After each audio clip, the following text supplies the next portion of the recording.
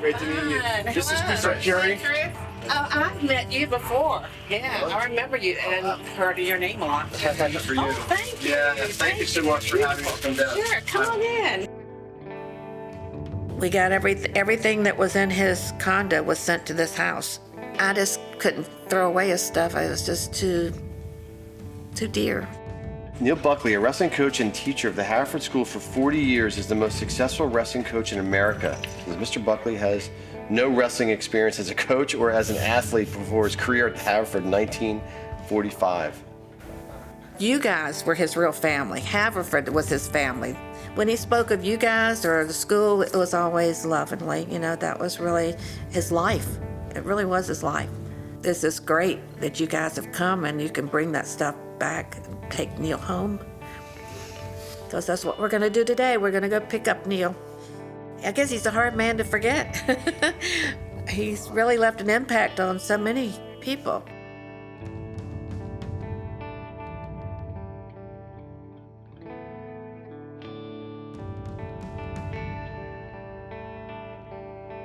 I told him, I said, Neil, we're sending you home.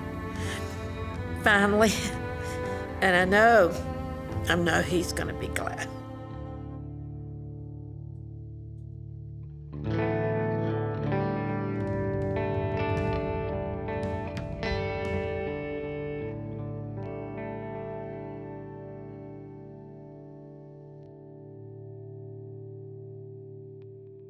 Wrestling began at the Haverford School in 1905. It ran to 1906, and it died. Now, the important year is 1947, when Neil Buckley arrived at Haverford, having been in World War II. When he came back from the war, he thought he was going to go to the Episcopal Academy. And it turned out they'd filled his slot, what they had promised him. So Haverford grabbed him. And then we go immediately to 1948, when suddenly Neil didn't have a coach in front of him. He was the coach. There was a deep tradition in the wrestling community, deep. I mean, it basically, you knew that if you wrestled for him, it was something special. I used to get 40, 45 kids out. You know, and it wasn't because of me. It was because of Neil and because of the program. From 1951 until 1973, they were undefeated in Interact. They had over 100 Interact win streak, 37 Interact titles. They had 11 undefeated teams. By the time I was a senior, we had won 646 matches, which was a national title. He was the winningest coach in the country. I have a copy here, Sports Illustrated, 1957. And here's Haverford School featured in this. Now, back in 1957, this was it. This was the premier sports magazine. And for him, in 7 years, to have such an impressive program, to be featured in Sports Illustrated at that time, is quite an achievement. They came in with a camera crew for the Lawrenceville match and took a bunch of pictures and wrote the article, and what a keepsake. You know? My parents got, 50 or 60 copies of Sports Illustrated, but it was exciting, really. We were sitting there in math class reading the issue. It was admired by all of the other schools. They knew that Haverford was the preeminent school in wrestling. I think it's about time that he was acknowledged. I mean, it's been an awful long time. When I was coming up in high school, the team hadn't lost since my father won in 1954 as a senior. Schools like Episcopal and Penn Charter, wrestling was no big thing to them until they wanted to beat Neil. Haverford always won. What does he do? I mean, how's it different? And I still have no idea. For 15 years, I coached at Penn Charter. That's what Dave was referring to. And I still believe I am the greatest contributor to the total. Even though I was 0-15, so was everyone else. I was 0-15 against Neil Buckley, you know what I mean? I'll take that to my grave. That's one of the things that you just say, how the heck could I never have beaten that guy? I remember running circles around that room as part of our warm-up, and the banners would flap up into the air, the old undefeated banners, and it hit me one day, this guy's been doing this a long time? The 1966 team was considered the best team ever, and they inducted all of us into the Hall of Fame for being on that team. Well, winning the national prep, you know, with Dave Groveman and John Osborne. He thought our 54 team was probably the best, but he would never name. For Neil, we were all great. We were all his boys, and he referred to us as my boys. I could not imagine being able to be a head coach for that long. It's unbelievable. But that just is a tribute to his leadership competencies, being his emotional intelligence that he had well before, ahead of his time. We talk about the wins and losses and all the championships, but it's hard to measure the other more important impacts that he had on his students' lives. The championships just followed the relationship. I called him Mr. Buckley up until wrestling practice, and then after about 2 wrestling practices, you quickly realize that no one calls him Mr. Buckley. I mean, the idea of calling your teacher by his first name was, unique. Here at the Haverford School, it's a pretty prestigious, place. Most of the kids are calling their teachers doctors, so forth. And everybody's walking around calling their wrestling coach Neil. And it's just, I think, points to the relationship that the kids had with him over those years. The dimensions of a good coach is not measured by wins and losses. He was your coach, but there was the mutual respect.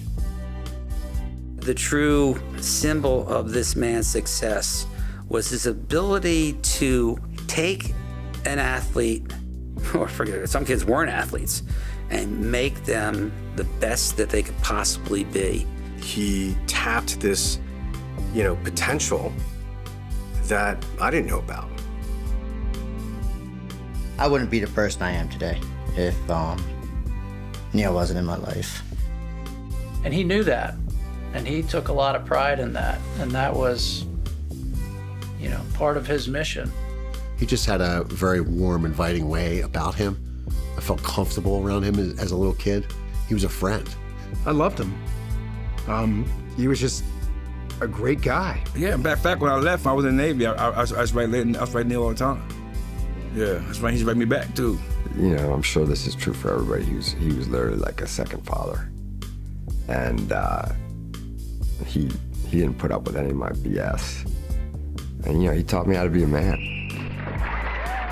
Some of the alpha personalities that we had on the team couldn't hold up to his demeanor. For a guy that could command a room full of teenage boys, he had a very relaxed aura. I think the man lived within a range of respect for the world around him and an observation of the world around him that most of us are too buzzing to be able to do. He didn't buzz. He was cool. There was nothing hurried about him. That balance that he showed at almost all times, he never got out of control. It's about emotional control because it's a very emotional sport, and Neil would not tolerate bad sportsmanship or acting out. What I loved about Neil were his manners, the way he dressed, the way he never argued, ever. The ref, who was must have been just power hungry guy, started yelling at Neil. Someone was trying to disrespect him. And instead of being getting into it, he just was like, I'm not even gonna play that game with you. All right, we'll just go back and we'll keep on doing what we gotta do. He was a gentle man. That is so important. And I always saw in Neil, I always saw a gentleman. It's never about him. He's very modest in that regard. He said whenever that 500th win and the 600th win, he said, I think my wrestlers were happier for me than I was for myself. One thing that I didn't say about Neil, he had a tremendous sense of humor. He would tease me more than anybody else I've ever been teased. I tell him every year, Joe, what am I gonna do? I don't think we're gonna have a good team next year. He said, what do you mean? Joe said, what do you mean? I get you all the wrestlers. He says, Joe says, I got you the 5 Michelucci brothers. They came in for soccer, and they all wrestled, and only 2 played soccer. And he says, how many paisanos you have to have? Well, he had this fancy little car he used to park down there. It was a little, was it a Firebird or Mustang or? 280ZX is sitting out front. I mean, this guy's very cool. I can remember being in it, and we'd come to a stop sign, and Neil would just nail it and burn rubber right up Conestoga Road. And it just seemed so out of character that he could let it fly when he wanted to. He was a self-contained man, a private person, somewhat mysterious, maybe enigmatic. He never said much, but you knew that he was there for you. Neil was very hidden. I mean, you know, the sunglasses are kind of a metaphor for what Neil was. I mean, I don't think we really knew him. You just didn't know much about the guy. Like, he never talked about his family life, you know, where he came from, what he used to do. He lived literally quarter mile away from the school and, you know, drove a sports car, and that was it. Well, he was mysterious. I mean, who knows? He was never married in an age when you considered that was a normal progression of a man's life. Neil was a confirmed bachelor and was going to dedicate himself to the boys of the Hereford School. Looking back, maybe you have to be a bachelor, right? Maybe that's why he had to be a bachelor, because you don't realize all the time and effort, the pre-planning that goes into being a high school coach, and really what it takes. Yeah, we were the people who benefited from his sacrifice, to the degree that being a single man was a sacrifice. He was very happy doing what he was doing, and it never occurred to him to go elsewhere. In his later years, he bought an automobile that had a woman's voice telling you different things, you know? So I used to tease him. I say, Neil, you must be awfully lonely to sit in the car and listen to this lady. Lights are on. Most of our coaches here, it's not the same now, but they were teachers. I had him, he was my social studies teacher in 6th grade. And, he was really a nice guy. All the kids loved him. It was always an enjoyable class, a relaxed atmosphere, but you knew you were still there to learn and do a job. And he always had stories and quips and a good sense of humor. Extremely organized, just had everything on a regiment, and nothing really fell out of place. And if it did, he would make sure it got back quickly. I remember the 2nd or 3rd day I was in class and someone acted up and they had to go up in the front of the class and bend over, and Neil took a paddle, and I decided that I was going to behave. There was a whole report that you had to do, and I think I did on France. Mine was Australia. I remember I did mine on Japan. I think I probably copied it directly out of an encyclopedia. I guess from a wrestling perspective, where things started was all those banners on the wall in his classroom. When I would see those names up there, we were in awe. We were in awe of these gods, these wrestling gods. A hero was a guy named Dietrich, who was a heavyweight in 1958. I was in 6th grade. Guy looked like a Greek god. And the varsity captains would come in, while we're having class. He would say, hold on, everyone. He would, be talking strategy or who's going to wrestle what weight. 6 years later, I'm the guy coming in, talking shop, looking at the kids, telling them, come on, you guys are going to be good wrestlers. And you would see these 6th graders sitting around the mat, watching. When I was in 2nd grade, I think we were running for that 500 wins right around then. And the entire school was involved in the wrestling program's 500th win. 500, that's half of 1,000 wins. That's amazing. 500, that's half of 1,000. I know I was in lower school, and it just so happened that it was the one that Dave Egan had to pin the Episcopal wrestler to win. All right, here it is. 11 matches have been wrestled, but it comes down to the final one. 4-1. He's going for the pin. He got it! And the place went electric. That was it. I was hooked. I was so mad at this Chestnut Hill guy that he was beating Osborne, and Osborne was great. Yeah, it was the only match he lost, I think, of his whole career. All of a sudden, I was not a swimmer. I was a wrestler. Well, he and I began the middle school program in 1960. And I was lucky because they're already motivated. You know, Joe didn't push us too hard, but he knew what was coming, so Joe got us ready for Neil. I mean, what a great sort of farm system. He would walk around, and he could spot the really superior athletes. And literally, as I was walking off the basketball court, and said, why don't you come next door and give the sport of wrestling a chance? Wrestling? Gotta be crazy, man. Let some man jump on top of me. I still remember him saying, we think you should wrestle. And I was flattered. If Neil Buckley wants you, you wrestle. He went for people who had heart, that were really gonna go for it. You know what I mean? You know, I was your typical, small Asian kid, right, who, played the violin. I suffered from terrible acne. I used to get my ass kicked on a daily basis. I was a little kid, skinny, wore braces. I was kind of like a little pudgy. And also being the new kid, it was the 80s, so I decided to have a flock of seagulls haircut with white blonde hair. That didn't help me much. The dorky guys wanted to be on the team, even if they just want to be part of the team. If I could be a part of it, I knew I could be accepted. Wrestling is what gave me credibility at this school, in my mind. The doors were wide open for any student to come and wrestle. They were wide open. Neil never cut anyone. He did not like forfeiting a match at all. He basically recruited me for wrestling because he needed a 95-pounder. We had to fill in. We didn't have all excellent wrestlers. You know what? I have an opening at 132. Now I weighed about 152, right? So when you see those commercials, don't tell mom. Neil invented that. My dad was supportive, very supportive. My mother had a little more trouble with it. She used to come watch me wrestle and she'd cover her eyes. What is it you like about this sport? And he said, Mom, in wrestling, it's not some coach's opinion whether or not you get the position. If you win, you win, and if you lose, you lose. And I think that's called life.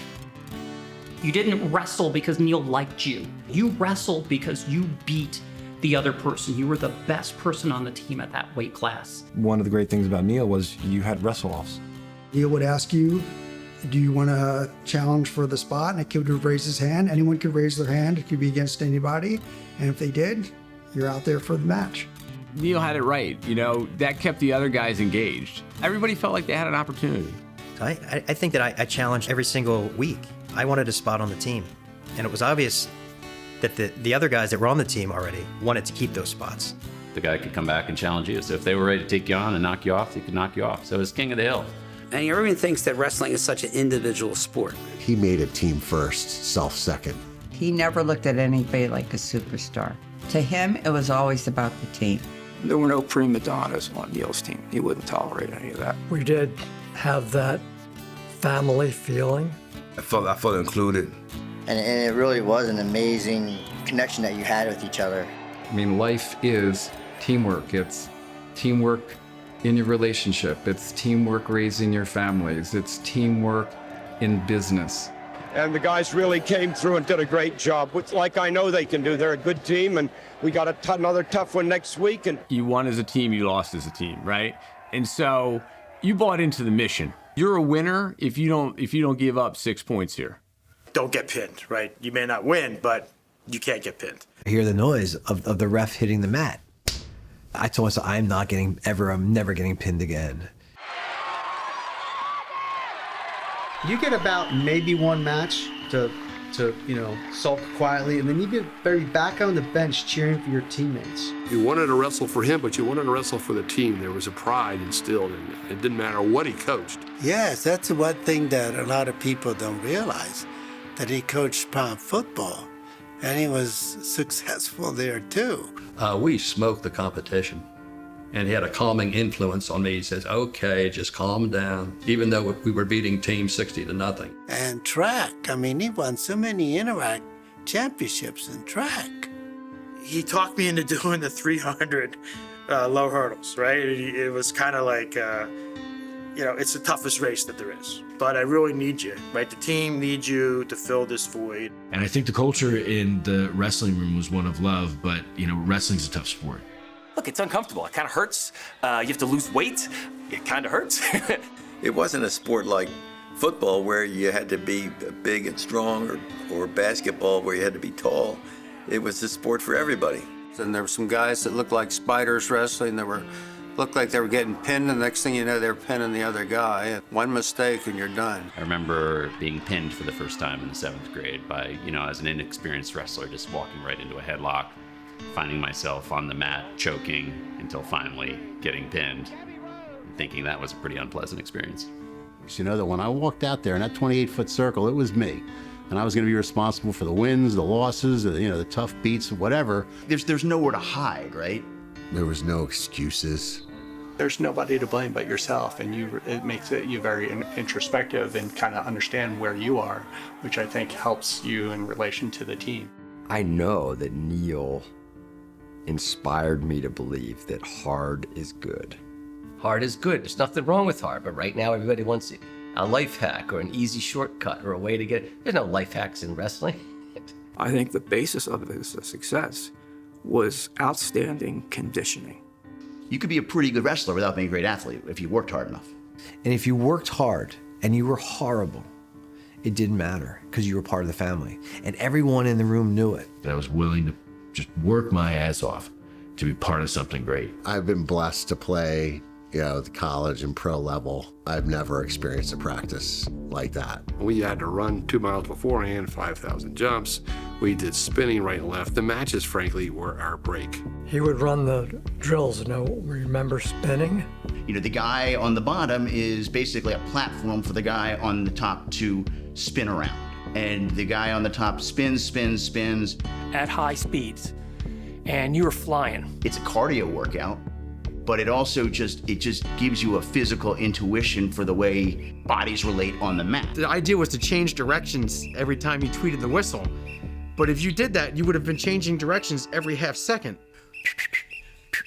Boop, boop, boop, boop, boop, faster, switch. That goddamn whistle. So I'm not even sure what the point of the whistle was, but it was just kind of hit here and kind of ricocheted around a little bit and then... How does it end? That's it, yep. Neil would never let us rest in practice if he knew we had more in us. He would push us right to the edge, dial it back, and then he'd push us back again. I remember pushing the wall a lot. You lean against the wall and you push the wall. Which I guess were isometric presses against a brick wall. Well, you're not going to move the wall, but you wanted to do it like you were going to move the wall. We didn't do a lot of weightlifting like a lot of other schools did because you were wrestling for the whole practice. The toughest guys I ever wrestled were in the Haverford wrestling room. I used to get the crap beat out of me every day. Think about it, I was good.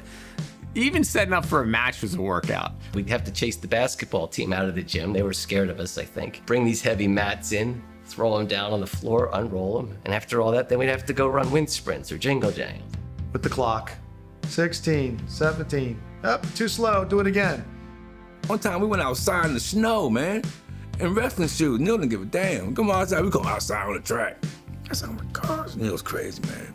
It was cold, it was unattractive, and I'm saying to myself, do I really want to do this? If you're sick, he's like, well, you just gotta sweat a sickness out. Sweat it out. You gotta sweat that out. Sweat it out. You're not sick, you'll be fine after you wrestle through that. We very rarely had snow days, but when we had a snow day, it was an excuse for him to have a 3.5 hour practice. That's just what he'd love to do. I remember when they had closed the school for an entire week or so because of ice. But Chris would go and pick them up, and they would go over and wrestle. They were trained so that in the third period, they were just as fresh as the first period. Neil just taught us how to work hard. I think Neil was really honest about the fact that he wasn't a wrestler. He didn't. Neil knew nothing about wrestling. He would get on the mat every once in a while, and it was always kind of humorous because we all sort of knew. He didn't have any knowledge whatsoever. Nada. Neil never taught me a move. We weren't going to get involved in figure four or anything like that complicated. We wanted to keep it simple. Basic moves. Repeat them. repeat them, repeat them. Just learn a few moves and learn them really, really, really well so that you don't have to think about what do I do next when I get into a tight spot. But sort of understanding, hey, this might work for this guy, but not for this guy. He had a gift. Finding out what your strengths were and making the most of them. Neil was certainly one of the most amazing motivators of people that I ever knew in my life. He was a new school coach. He got it well ahead of everybody else. We talk about the importance of getting to know your players as people, and he was a wonderful listener, empathetic. But he just had an uncanny ability, I think, to get the kids that he had on his team to believe in themselves and to just be willing to do anything to secure a result that he would have been happy with. He gets on your case, he makes you work hard. Everyone would just die for him. Everyone just goes out there to wrestle for him. He had a way not to break you down, but to build you up, but not letting you get away with anything, and sort of laying it on you and telling you how it is. A lot of people think John Glendenning of Episcopal is going to beat you this year.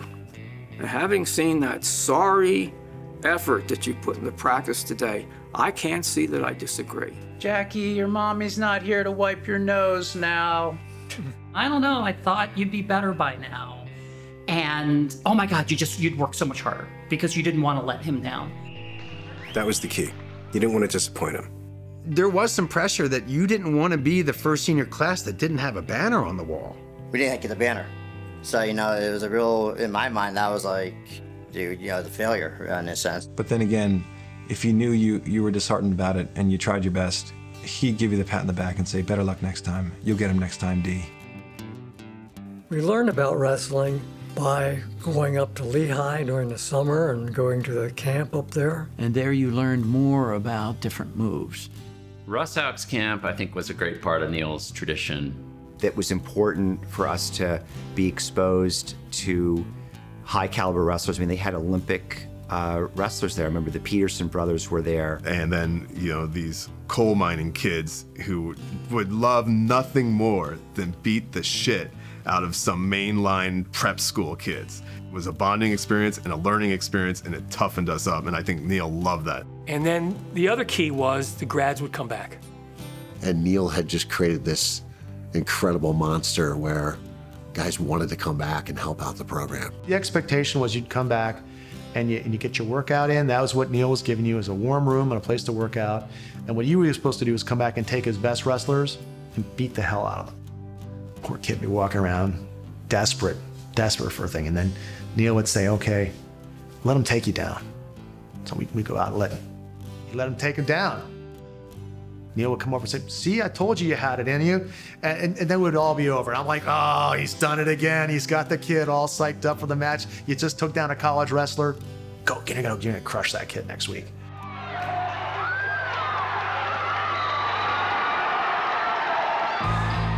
It was a dream come true to be captain of the Hartford School wrestling team. I mean, it was an honor. It was the best thing I did in high school. I was captain senior year. I was hurt most of senior year.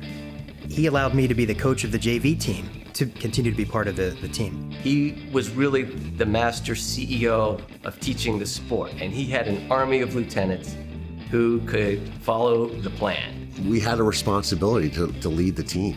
If we got out of line, the captains were the first to hear about it. And I think there was a responsibility also to carry on the traditions that our predecessors had established.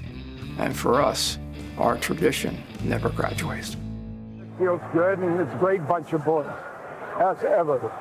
And I saw lots of my old alumni here and the older boys that have been on the team. And it's great to be with all of them, and I love them all. How about that? 45 years, 600 coaching victories. And Action News, congratulations to Neil Buckley tonight. Great story. You said Neil didn't keep records? There was this board, right, with everybody's name on it and everything they had done all season long. It was pretty cool. The other team would always come in the gym before weigh-in, and the first thing they'd do, they'd walk in the pit and they'd look up and they'd see the board, right? See them looking up their weight, and then, oh boy. Oh great, I got to wrestle this kid that's got 6'6", 6'6", 6'6", 5", representing all their victories. So the board was a means of letting your opponents know how good you were, or letting the rest of the team know how bad you were. And so every day, imagine this board of accountability. You walk into school, Your friends can see it. The teachers can see it. That was the total of your work for that year. Everybody wanted one of these, man. Dude, the goal was to try and have just a full board of sixes. It was incredibly motivating. There was a lot of rivalry on the team about who's going to keep the streak of sixes alive, and really ridiculed if there was a blank there because you lost. That just burns at you every time. If you look up at that board and you see that blank spot, it just burns in your soul. Yeah, the board was genius.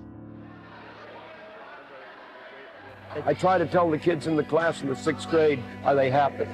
Are they happy? Are they doing the job? Are they satisfied with the job they're doing, you know?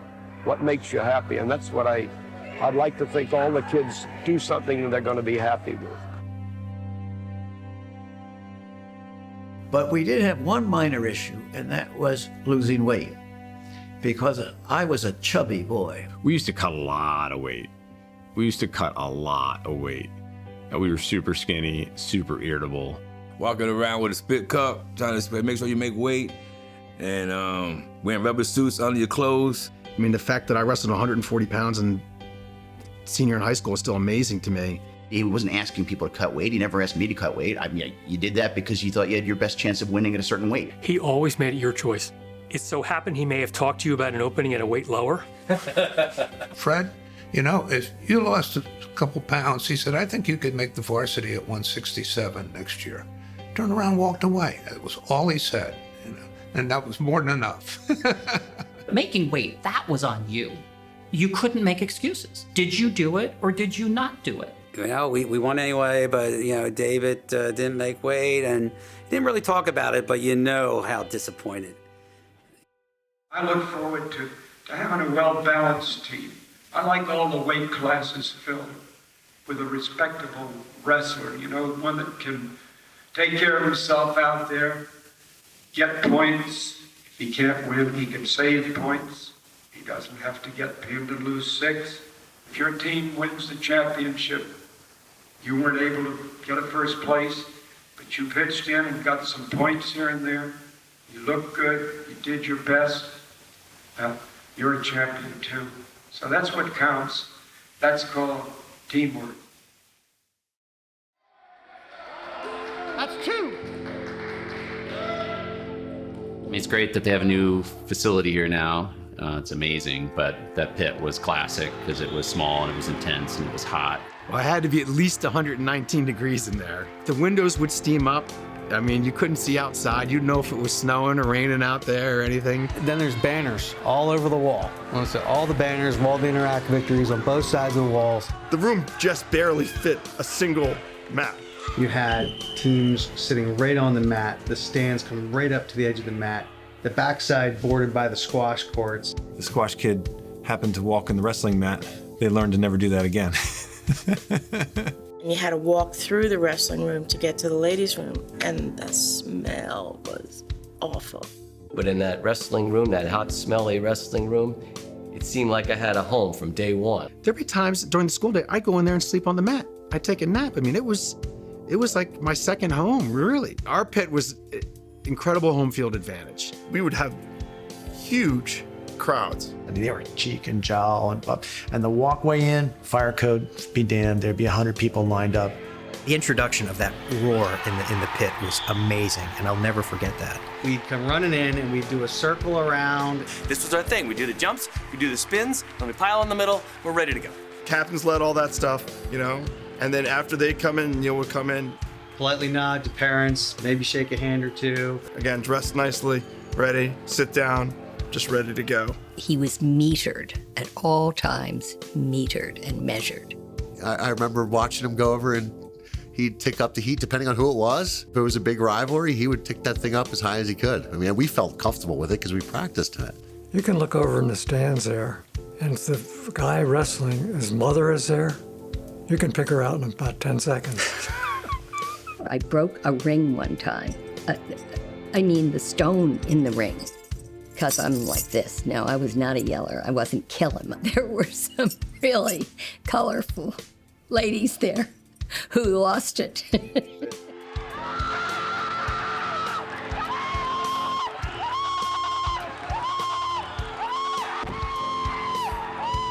It was like a gladiator stadium. Everyone's right on top of you. They're right there. You're that close. It was a different environment. Never wrestling an environment like that, ever. We were always sky high. So whenever a Hereford guy had his opponent on the back, they would stomp. And they would have this loud stomp, and the stomp would pick up, pick up, pick up, pick up. Hurry up, I got him, And then you jump up, and it's just like... You know, you felt like a Philadelphia Eagle or a professional athlete, and you were a high school kid, and it was cool. So generally about 2 matches before you were up, you would go around the corner. There was a strange little hallway that led to the squash courts, and we would warm up back there. You tune each other up. I don't know what that means. We go back and smack each other around and walk out there. I wanted to kill somebody. I really did. I didn't care who was in my way. You come out, and right before you went on the mat, Neil would shake your hand. Once the match was on, he knew we had to do it on our own out there. And that's a really cool mentor message too. It's like, I trust you to go out there and do it. He understood that that person was bearing the full weight of the team, and that person already knew his responsibility. Most wrestling coaches you're looking at, they're screaming, they're yelling. Put the half on, put the half on. You know, single wizard, like that was not Neil. What's that guy yelling about? You know, he hated these yellers. He, would just sit there with the shades on. But you couldn't really see his emotion. Cross his knees, put his hands like this. He would have his sunglasses off and just kind of do that, You did something wrong. You could feel those laser beams from behind those sunglasses going right through your chest when you know you messed up. But for the most part, it was just an encouraging word. It's like, let's go, Mike. And that was it. Well, every once in a while, though, if you were having a tough match, Neil would call you over. Fred, I want you to pin him. And you're like, what? That's your big advice? You didn't argue with Neil, but mentally you're like, but you just saw the last 5 minutes here. I'm really getting my butt kicked. Somehow I go out there and pin the guy and raise my hand and kind of just look at him, and he'd be like, how the hell did that just happen? And I looked over at Neil for help, figure, well, what do I do? Neil goes like this, and everybody starts laughing. Neil's like,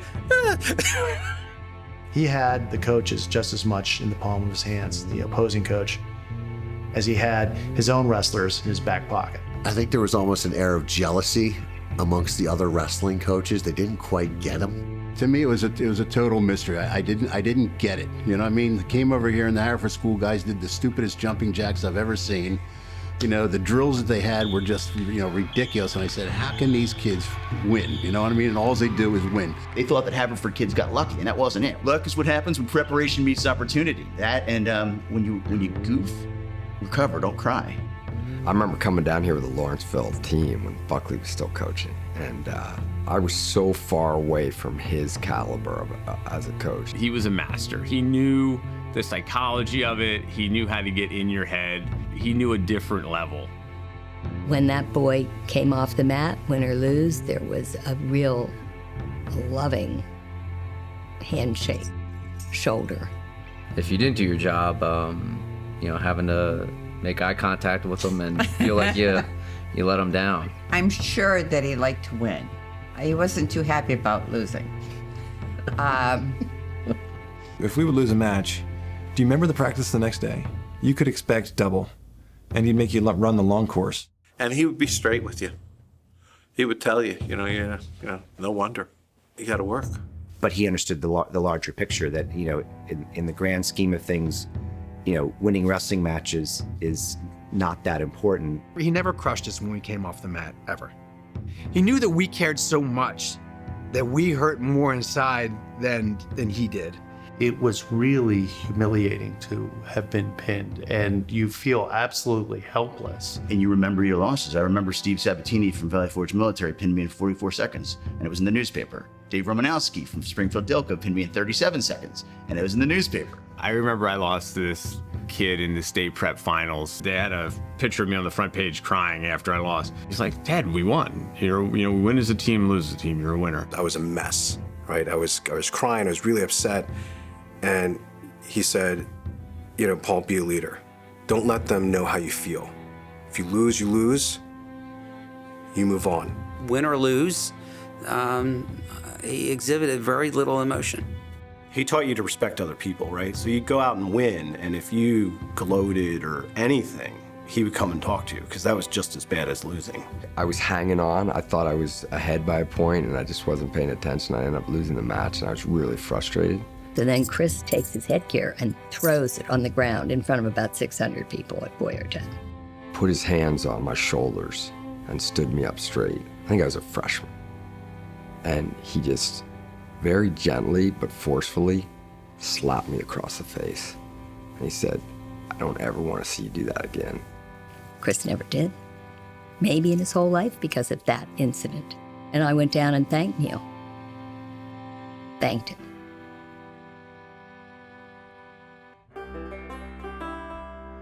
Hey Neil, how you doing? What? How you doing? What are you doing? I'm fine. That's good. I love this place. Gotta watch the Bears. Neil loved the Western United States, and he wanted to share that love and that joy for the great outdoors. Western Safari was an amazing trip out west that Neil had run for 30 years, and I went on the 30th year. 7 weeks around the West, 13,000 miles in 2 cars, having left here. Bringing anywhere from, let's say, 10 to 30 kids in 7th and 8th grade here at Haverford out on a journey of a lifetime. Everybody camped out every night. The base camp was in Jackson Hole, Wyoming. I remember the first time that we drove into Jackson Hole, just getting a look at those Tetons and just being blown away. We would spoke out to different activities. There was mountain climbing at the Grand Tetons. There was rafting up in Canada. There were houseboat trips. There were trips over to the Pacific Coast. We went horseback riding and also took a horseback up in the glacier. We had grizzlies running through our camp. Without GPS, without the internet, with, clunky cars. What are seatbelts? Didn't have DVDs. We didn't have cassettes. Imagine going through Death Valley with no air conditioning. To go to the world's largest rodeo, to experience things that we would never experience. Still probably to this day the best summer of my life. I don't even think they called home once. Maybe not. We wrote letters here and there, but... You did? We're rolling along on you doing, Neil? Swamp Lake. Looking for some cliffs. Yeah, we're going up north. Neil was really together all the time. He wasn't late for things. He knew where we were going. He knew the direction. And that's what made him a really great leader in many ways. He had 30 pages of exactly what every day was going to bring. You kept track of where you visited, what you had for dinner. On my calculation, he was lucky to break even. Said we're going to lose money this year, but I don't care. This trip is as much about you and me as it is about the kids, and I want us to all go out and have that experience. That was the kind of guy Neil was. He expected a lot out of you. Your mom and dad weren't with you to, tell you to clean up. He expected you to do that on your own. We had to prepare food for each other, and each van had its own job. One van would make the food for everyone, the next van would clean up. So we had to bring fishing rods, and he made the kids go fishing to catch food for a meal. And if you didn't catch something, you're going to go hungry. He ate last every night. I remember the one time there wasn't any food left when he went through the line, so that was one time I saw him mildly upset. The year I went as a driver, it was incredible the amount of responsibility that we were given. Actually, in hindsight, kind of crazy. I was driving a Pontiac Safari station wagon. It was 2 cars, him and me. Wait. You're second in command at age 17. Right, well, I'm second in command at age 16. That's what I'm trying to tell you. I was 16 years old, driving a car out west with 6 months of driving experience. And that car would do 130 miles an hour. I know. To be honest, I would probably let my daughter do it. It's a little risky. There was some stuff that we were doing that was dangerous. I was a pretty good little climber back then, and I got a chance to climb this guide's wall, which was crazy. When I think about how dangerous that was, and you're attached to 3 or 4 other people, I thought to myself, that makes no sense. If I fall over, that means that they're all going to go down the cliff too. We used to do these polar bear dips in just frigid water. There was a glacial pond of pure glacial runoff it was so cold, it was blue. Jump out, everybody's got to strip down, run into the glacier water. In the middle of this park with people around and jump in this freezing cold pool of literally ice water. And if you were able to make all the swims, you got an award at the end of the season. Polar bear mug, 25th anniversary. Show your name. It's got my name on the back. Sort of a rite of passage, I think, for Haverford schoolboys, really, when you think about it. We had kids that were just very mild and withdrawn, and by the end of the trip, they were taking care of themselves. And it touched my soul. The West touched my soul.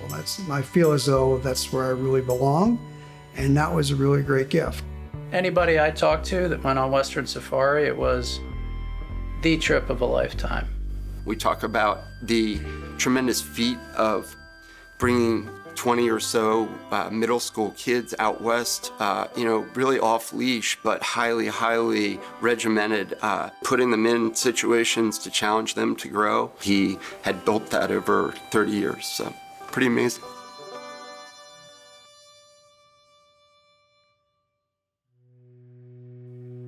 It's a privilege to go to Haverford School, whether you're a scholarship kid or a really wealthy kid. But entitlement is a really dangerous word.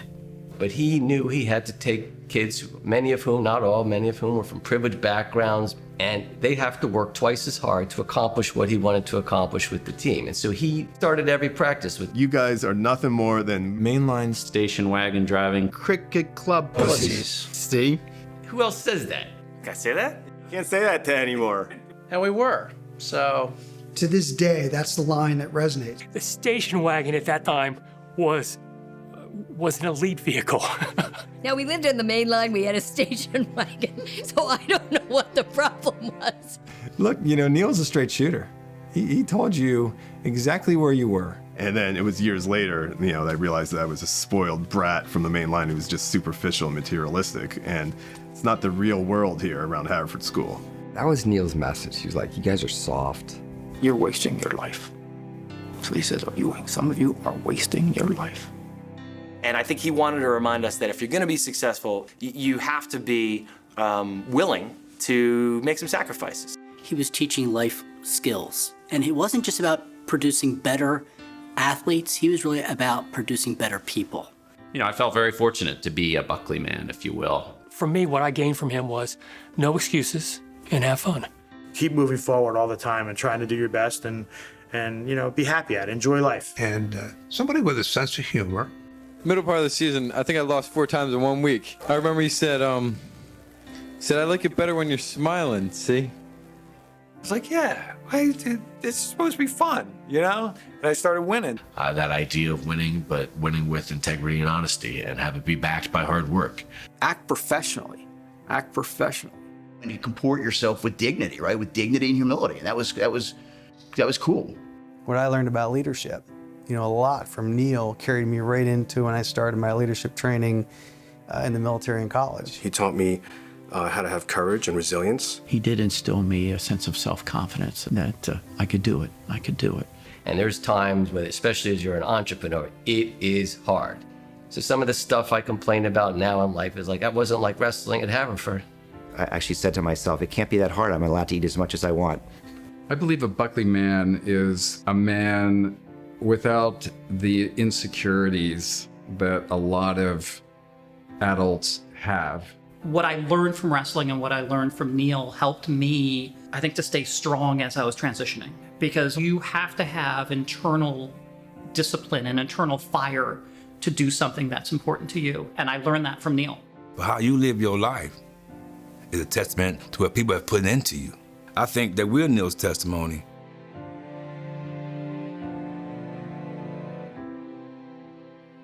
What's also remarkable is that in 48 years of coaching, he coached thousands and thousands and thousands and thousands of matches, and the very last match that he coached was Chris's match at the National Preps, where he won the national championship. So it was the very last coaching match. His wrestler won the National Prep Championship, which Neil Buckley died at his home in the middle of campus, doing what he loved to do. So I am happy that he was here. His last day, he came over. I'll never forget it. It was early October. He was standing in my office and we were chatting a little bit, and he said, okay, I'm gonna head over to Malvern. I said, Neil, it's cold at Malvern. Make sure you put a coat on, because he always had that tan raincoat on. About an hour later, when I brought the mail over to the lower school, I found him on the steps. We called 911 and put my jacket under his head and went over by his side, grabbed his hand. Next thing I knew, the ambulance had arrived and they were loading him into the ambulance. He wasn't speaking. He said no words. So when they got him on the gurney and they raised him up to put him into the ambulance, he and I had a moment where we locked eyes, and then he looked at me and he went like this, and then I went like this back, and then almost like a Hollywood setting, the doors close on the ambulance and the ambulance drives away, and I'm standing there going, what just happened? We were meeting up outside of Palmer House to get the bus. We had a away game at Malvern. So we were boarding the bus, and word quickly spread that he had collapsed and was rushed to the hospital. Got to the emergency room, and you couldn't believe when they came out and said he hadn't made it. It just, there was a void. Players were devastated. Players were crying. They were heartbroken. And I made the decision. I said to the bus driver, I said, we can't play this game. Can you please turn around and go back to Haverford? I called the Malvern athletic director right away. I told him, I said, we're gonna have to forfeit. And he said, Kevin, absolutely not. He said, we realize what Neil Buckley has meant to the Haverford school and to this area. We know the impact his loss must mean on your school's community. I remember calling Chris. Picked it up, and Steve was crying. He just said Neil died. I was devastated. It just broke my heart when he died. It's like a family member died. It's like my dad died.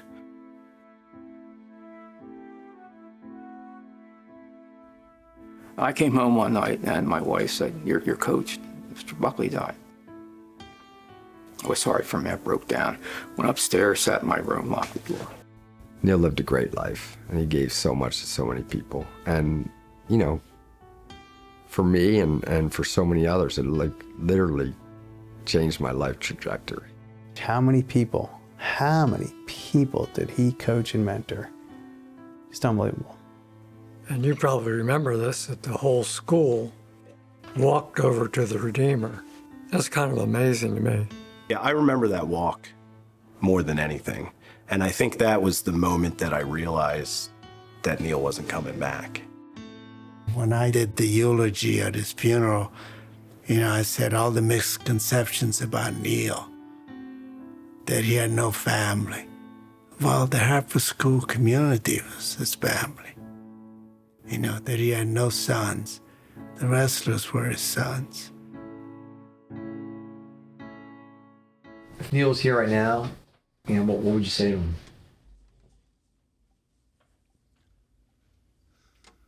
I think I'd say thank you for being a huge part of creating the man that I am today.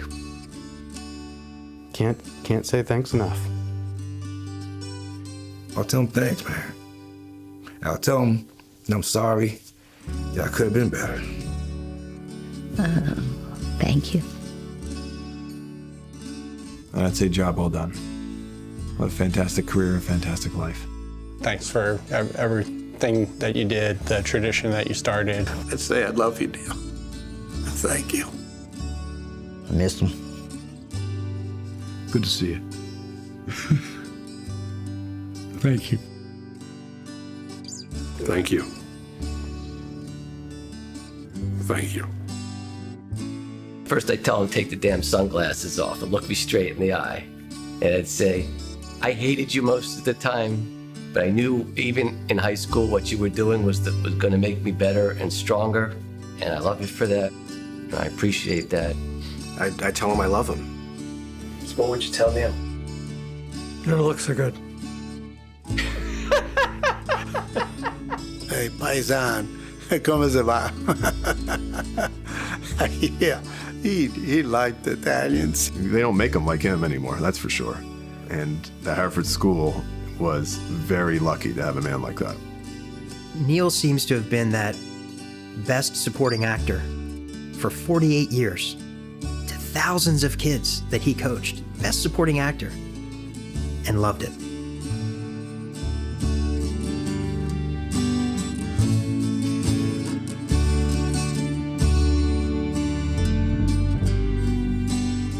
Thank you very much for coming. I love all of you. You're my friends.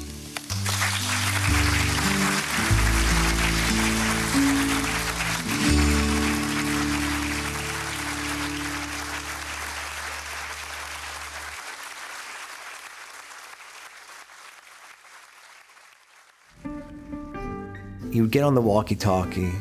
He'd say, Cortese, where are we going? You don't know where you're going, see? You'd never make it in the military, Cortese.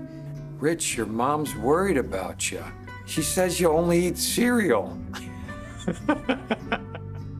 Right in the middle of like a pretty hard workout, he was like, Peter, you party too much.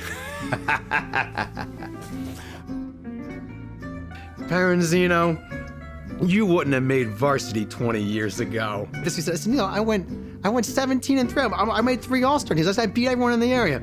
You don't have what it takes, see? All you want to do is play grab ass. You're out there dancing like a mummer, see? You betcha. You betcha. And I think that was a Western kind of term that he kind of picked up. That was like the calling card of the Western Spy. You betcha. You betcha. You betcha. You betcha. Always see, you see? Put on a half Nelson, you see? Okay, Neil.